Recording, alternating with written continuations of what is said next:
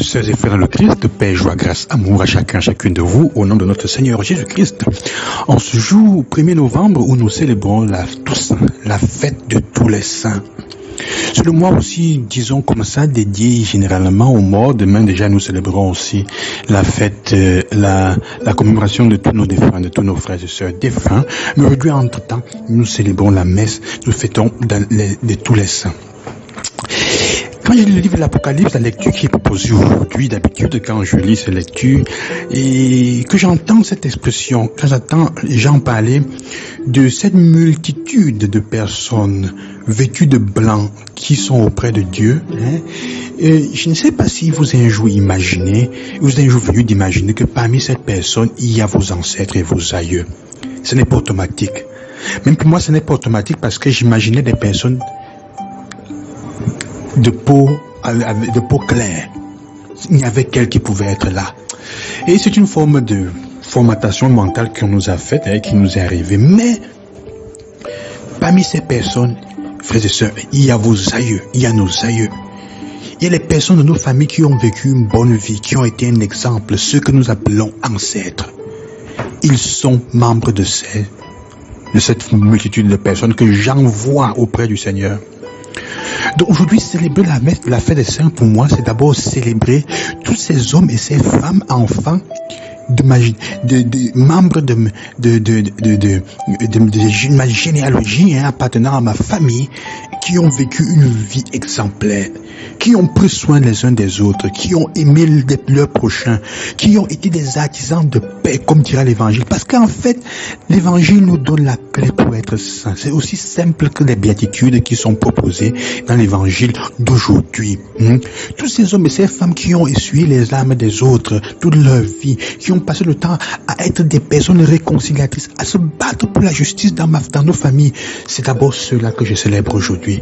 Donc je vous invite à, quand vous irez à la messe aujourd'hui, à demander la messe pour eux, à rendre grâce à Dieu, pas à prier pour, à rendre grâce à Dieu, parce que ces personnes existent dans votre vie, dans votre lignée, et parce que leurs actions et leurs actes, d'une manière ou d'une autre, aujourd'hui, sont en train de vous aider, ont une influence sur vous.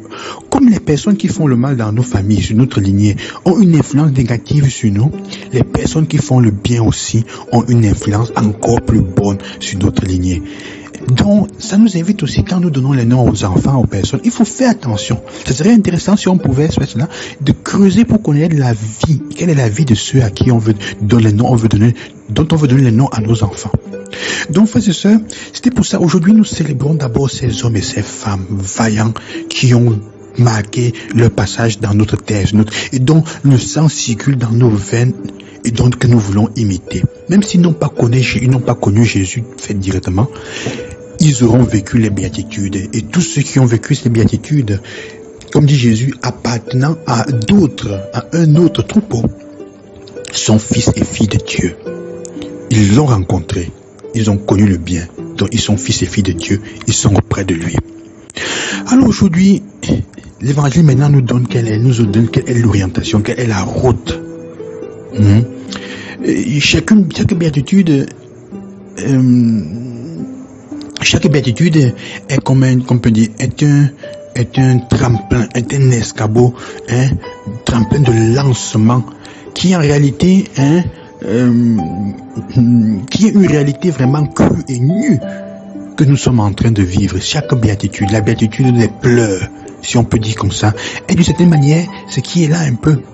Croire ne signifie pas s'évader, ne signifie pas fuir, mais signifie comprendre que ce qui nous cloue, ce qui nous est en train de nous faire souffrir, ce qui nous enlève le sommeil, ce qui est en train de nous discriminer, de mettre de la discrimination dans notre vie, qui nous oppresse, et qui nous opprime, si on peut dire comme ça, nous ne pouvons pas faire semblant que cela n'existe pas. Croire, c'est ça, ce n'est pas s'évader, ce n'est pas faire semblant que ces choses n'existent pas. Et ça existe vraiment, comment on le vit sur notre peau. Mais,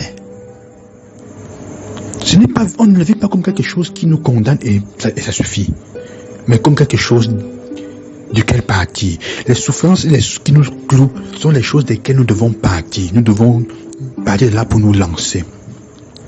La sainteté n'est pas avant tout une affaire de pleurs.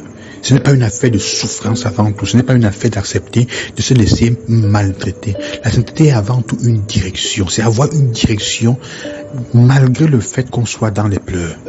C'est avoir une direction. Parce que quand vous n'avez même pas de direction, vous avez tout perdu.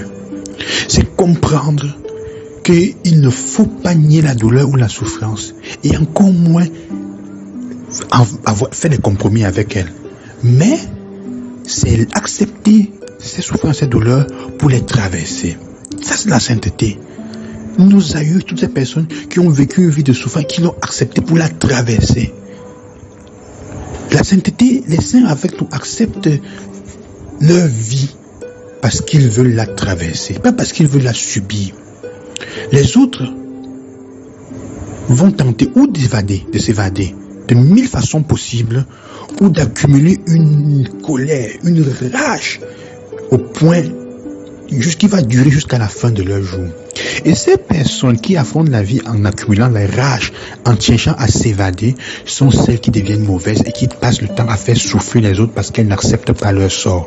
Elles n'acceptent pas, entre guillemets, ce qu'elles sont pour pouvoir traverser, mais elles nient. Et plus elles nient, plus cela les rend méchantes et elles tendent à faire souffrir les autres pour ce qu'elles souffrent. Dans ce sens, la parole bienheureux, Jésus dit heureux les personnes qui dans l'évangile que Jésus prononce en réalité est une promesse. C'est une direction à prendre. C'est une route à parcourir au beau milieu de toutes les fois où nous jetons l'éponge, où nous nous résignons, où nous sommes tentés d'abandonner. Les saints ne sont pas ceux qui sont arrivés. Ce sont ceux qui sont en chemin, qui sont en route.